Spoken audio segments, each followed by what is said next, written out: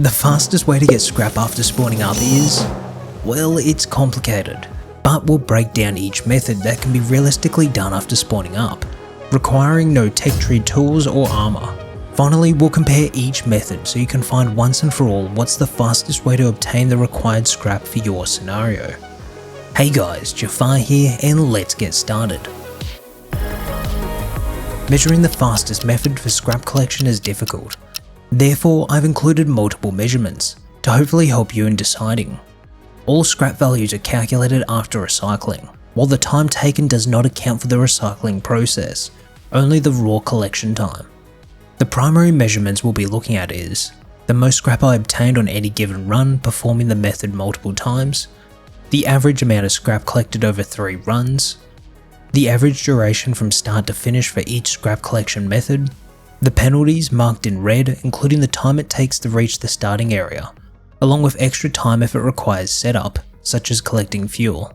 The walking penalty time is calculated based on if the method resides within the map's starting area, middle area, or far side. Now with those values we can find the scrap per minute, calculated by dividing the total scrap obtained by the time it took to collect it. We display the scrap per minute for both the raw time and time plus penalties. Some strategies may offer a higher scrap per minute rate, but may yield a lower total scrap amount. On the other hand, others might have a slower start but yield more scrap in the long run. It's important to note that we'll be focusing solely on methods accessible from the moment you spawn, without requiring tech tree weapons, armour and tools. Bear in mind that the results presented here represent an ideal scenario, as I won't be competing with other players for loot or risking being killed during runs. Each method has been repeated 3 times to obtain an average value for the measurements. Running the roads is a great way to gather a large amount of scrap as there's no limit. For this test I stopped after 15 minutes as carrying loot beyond this point significantly increases the risk. I made sure to invest in a spear to speed up the barrel farming, and once it broke I switched over to any tool I obtained on the road. This test was a pure road run, so I avoided the gas station and supermarket. Running the roads and recycling the items you find can yield a surprising amount of scrap. It's a straightforward and easy method with no setup required, but I assign it a medium risk score due to the likelihood of encountering other players or depleted loot piles. Powerlines similar to roads offer a substantial amount of scrap per minute due to the abundance of barrels and boxes they contain. I've even discovered military boxes on top, suggesting you could potentially acquire weapons like the Thompsons solely from the power lines. To make the most of this, open your map and locate a long stretch of power lines. This will enable you to travel continuously from one to the next using the zip lines. If you don't do this, you might only find them in small clusters, which may not be worth your time. Just as I did with the roads, I crafted a spear before embarking on my run, and used any tool I found after the spear broke. In terms of danger level, I would rate the power lines as relatively low. They're typically less crowded than the roads, and if anyone does approach you're likely to be higher up and can escape using the zip lines. For tunnel runs, collect mushrooms and cloth for healing while heading to the outpost. The goal at the outpost is to acquire a nail gun. This can be done by first harvesting 7 road signs around the safe zone, recycling their components, and using the resources to purchase 500 metal fragments. Then use the dedicated workbench to craft a nail gun, and the rest of the metal for nails. With the weapon ready, head down to the tunnel entrance and start fighting the scientists and looting the crates. I assign the tunnels a high risk score, as you'll be fighting scientists equipped with pistols and rifles, and potentially other players. If you enjoy the peace and quiet, this method might be for you. It's similar to running the roads, but encounters with other players are less frequent. However, it requires more setup. You could spend time finding and purchasing a boat and fuel, but for simplicity we'll use the kayak and paddle, obtained for free from the fisherman mission after returning 3 fish to him. Now we can paddle out to the water piles and start farming with the paddle. Boating and farming at the sea is a low risk method, due to the fewer player encounters. However, you must remain alert for incoming boats to avoid being ambushed. Diving is an effective way to gather scrap while avoiding other players, as encounters are almost non-existent. You'll first need to acquire a diving set from the fishing village costing 75 scrap. I recommend farming this scrap en route to the fishing village using road paths. With the diving kit, locate the sunken wrecks by spotting the floating bottle. Dive down and untie the crates to access their loot. A combat knife can expedite the untying process, but since it's a level 1 workbench item, we won't be using it. I assigned the diving method a low risk score. While you won't be encountering other players, you'll need to be cautious of the sharks that patrol some of the shipwrecks. Observe their swimming patterns and dive in when they aren't nearby. The Junkyard is a predictable monument we can rely on, as it's tended to be looted less compared to some others. If we follow a path of where the loot spawns, we can make this as quick as possible. I give the Junkyard a medium risk score. Encounters with other players may occur, but the risk is lower compared to some other beginner monuments. Located in the Junkyard, the magnet crane allows players to pick up and crush vehicles for scrap rewards. The crane requires low-grade fuel, which can be obtained by farming red barrels found along the road to the Junkyard. The amount of fuel depends on how quickly you drive, but I recommend around 100 low-grade fuel. The fuel collection time is factored into the penalties. Even though I gave the Junkyard a medium danger, I rate the crane as low danger, because while inside the crane you're protected by bulletproof windows. Get yourself to the fishing village and start the fisherman mission. Upon retrieving his tackle, you'll be rewarded with the fishing rod and some bait. Proceed to the end of the pier and start fishing.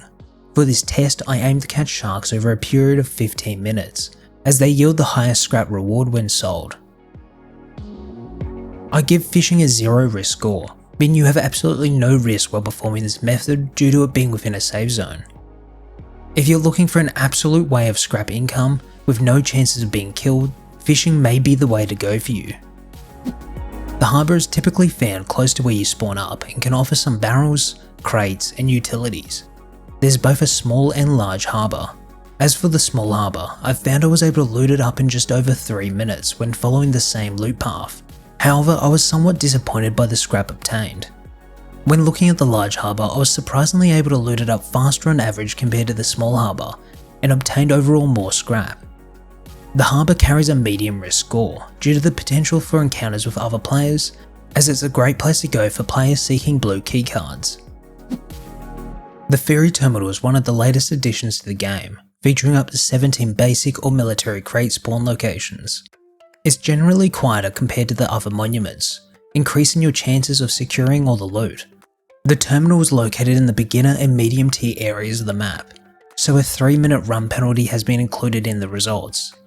The Ferry terminal carries a medium risk score due to the potential for encounters with other players and the possibility of loot crates being already taken. Small monuments including the gas station and supermarket are scattered along the roads across the map and feature various crates and utilities. The gas station features a recycler along with chances to find military, basic, primitive and car boxes, which can all hold items worth scrap. The same can be said for the supermarket, featuring a different layout but the same box types. However, throughout my 3 runs, I was able to find more scrap and loot the gas station at a faster time compared to the supermarket. Both these monuments carry a higher risk score, due to the high player activity in these areas for action, keycards, recycling and loot. The water treatment is probably one of the best locations to loot for a fresh spawn, as there's essentially no radiation for 99% of the monument, which players often forget. You can get up to 16 basic or military crates, excluding the keycard rooms, barrels and inside the puzzle solo, as that contains radiation. The crates here hold tons of scrappable items, and considering the recycler is right there, it makes for a great location to visit. I rate the water treatment plant as a higher risk zone, considering the amount of loot and the blue keycard puzzle that attracts a lot of geared players. This method is not easy and requires a lot of setup. First, run to the fishing village closest to the oil rig, but on the way there collect at least 75 scrap, mushrooms, and enough cloth to craft bandages and burlap clothing. Use the scrap to buy flippers, a diving tank and goggles. Next, approach the dive master and start the diving mission. You'll need to travel to the waypoint and untie 10 crates. On completion, return to the dive master who will reward you with a pump shotgun complete with 16 bullets. Now it's time to swim out to the oil rig. Be resourceful with your ammo and try and kill scientists in 1 to 2 shots up close. It's likely you'll kill a scientist who has additional shotgun bullets, which will help you progress. Once the scientists are dealt with, loot around. While the oil rig is excellent for obtaining valuable items and components, it's not the best for loot that can be scrapped, especially considering the penalties and time required for setup. As expected, I rate the danger level for this monument as high. Now it's time to look over the juicy statistics. Starting off, we have the most amount of scrap I obtained for each method. The roads, fishing, boating and diving are potentially infinite depending on how long you do it for. Therefore, I've capped the results at 15 minutes. So if you need a large amount of scrap, the highest results will be your best choice. For an accurate representation, here's the averages between 3 runs for each method. Next, we have the average time for each method, capped at 15 minutes for the infinite methods. This doesn't include the runtime and setup penalties. If we include the penalties, we can see how the times adjust. This is good to know if you don't like being outside for too long or need to get a small amount of scrap in the fastest time. To get a full picture, let's combine the total scrap with the time taken to get the average scrap per minute. Here's a look without the penalties, along with the penalties included. The penalties only apply if you're completely starting from scratch. This gives us a good idea of which method is the most efficient and best use of our time. However, even though the Junkyard has a great scrap per minute if you know the routes, it only makes sense if you need around 200 scrap, as that's where it caps out. Let's now color code each method based on the danger rating, ranging from 0, meaning you're guaranteed to keep that scrap, to high, meaning there's a good chance you'll end up dying multiple times to try and keep that scrap.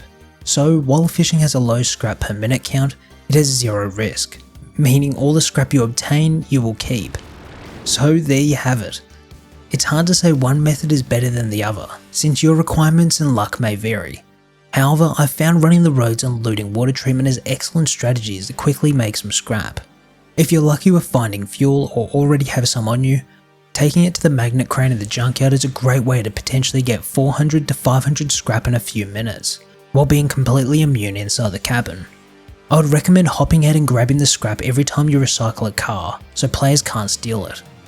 Based on the data, I would say avoid going out in a kayak to harvest water barrels, as on average I only got around 179 scrap after 15 minutes, whereas I got that much scrap in about every 4 minutes for running the roads.